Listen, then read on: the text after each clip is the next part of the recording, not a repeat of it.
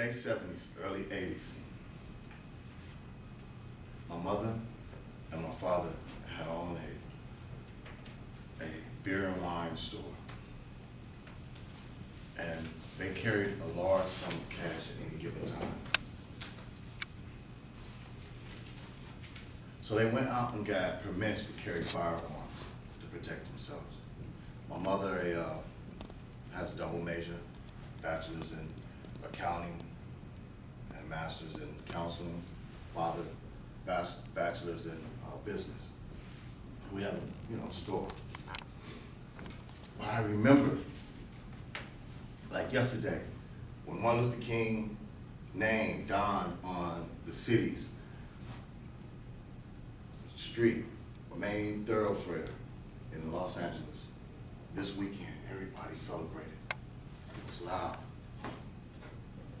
But my family decided to take me out to eat and explain to me how this was an important accomplishment for our people, be able to recognize Martin Luther King, peacemaker. This day, as we went out, we had been pulled over. It was considered a random stop. And when I remember it was like yesterday, I remember the cop had asked my father for his license, registration, and insurance. And once he was asking those questions and he was able to furnish this to the cop asked him, was there any weapons in the vehicle? And of course, law-abiding citizens, yes, there's two. My mother had one in her purse, and my father had one in the trunk of the car.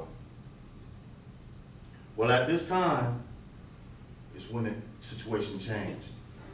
They tried to rough my mother up, tried to rush my father up, found the weapons, found cartons of cigarettes in the trunk of the car, large sums of money in the trunk of the car, takes them to jail. I'm what they considered a pup at the time. They leave me in the car there to find my way home. My mother spends the night. They handcuffed her in front of me. My mother spends the night in prison. I mean, not in prison, in jail. Today, I'm speaking about different stories of different situations that have occurred throughout the United States. Like I said, this was just a routine stop. We end up with my mother, who has a master's degree, my father, who has a bachelor's degree, in jail for doing what they were told to do, have a permit to carry their arms, to be able to conduct business in Los Angeles. Today we're going to speak about 10 facts. And I'm going to pass these around. But we have 10 known facts. We have over 2 million of our American citizens in prison today. Over 2 million of our American citizens in prison today. We have over 5 million of our American citizens either on probation or parole today. Let me introduce you to some people. Sister named Lizette.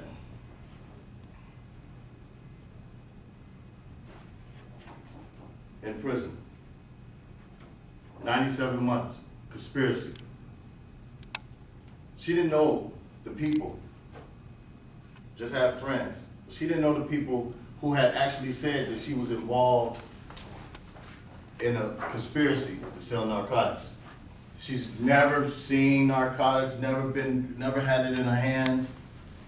But someone said that she had spoke to them about narcotics. Liz, young lady was taking her daughter, getting ready to take her daughter to high school graduation. 27 years in prison. Liz's only problem was she was innocent. She decided to take this to court to fight for her freedom. But someone said that to conduct some business in Liz's home, she ended up 27 years in prison. It's a life sentence. First time, non-violent. Marshall, 26 years old. This young lady here had things going for her, 26 years old. The thing was missing was a man. And her man ended up selling drugs, got caught, told the police they found the drugs in her house, under her stove, told the police she has no knowledge of this. She knows nothing about it. But because she don't know anything about it, the DA wants her to tell them, where does he get this from? Being that she can't tell them this information, she goes to jail. She spends 15 years of her life in jail. I don't really remember telling anybody how I ended up in prison. I didn't end up in prison because I was guilty of any crime. I actually ended up in prison because of the simple fact I didn't tell on someone. They had tried to utilize my mother because my mother's name was on the phone bill to say that she knew about this activity that was in my house. And I wouldn't let that happen. So, today I'll speak about these people, these individuals that are doing time behind mandatory sentencing.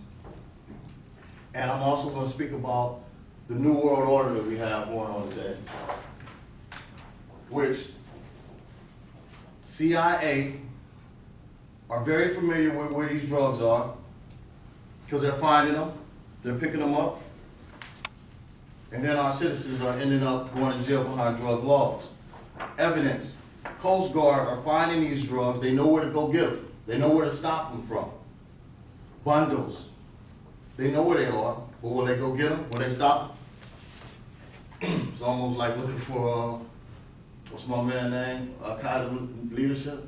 Like they can't find this guy. It's about big money. Large sums of money. This is what it's about. I was asked when I was in prison, where are all the good men at? Now that I'm home, I ask, where are all the good women at? I find that it's beautiful young ladies, strong young ladies that are in the institution today.